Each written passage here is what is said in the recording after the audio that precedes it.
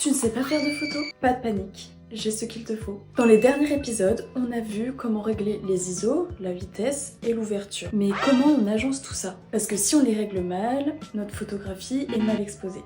Pour avoir une photo bien exposée, il va falloir allier ces trois paramètres ensemble. Cela va dépendre du rendu que tu souhaites sur ta photo. Si tu veux un rendu plutôt flouté, avec une vitesse très lente, si tu veux un rendu très net, si tu veux un flou d'arrière-plan ou pas.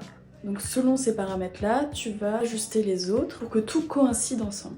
Si tu veux régler plus facilement ton appareil photo, il existe plusieurs modes qui te faciliteront la tâche. Si tu veux surtout bouger la vitesse pour avoir un rendu soit très net, soit très flou, tu vas plutôt privilégier le mode priorité à la vitesse, donc T ou TV. Sur d'autres appareils, ça peut être aussi speed. Et tu vas pouvoir régler juste ta vitesse et les ISO en fonction pour que ton appareil puisse régler automatiquement l'ouverture qu'il te faut. Si au contraire tu veux plutôt axer ta priorité sur l'ouverture, donc avoir un arrière-plan très net ou un arrière-plan très flou, tu vas venir choisir la priorité à l'ouverture, donc le mode AV, et tu vas pouvoir choisir l'ouverture qu'il te faut pour tes photos. L'appareil photo réglera la vitesse en fonction pour que ta photo soit bien exposée. Une fois que tu seras suffisamment à l'aise, tu pourras repasser en mode manuel et pouvoir vraiment régler les trois paramètres selon tes envies.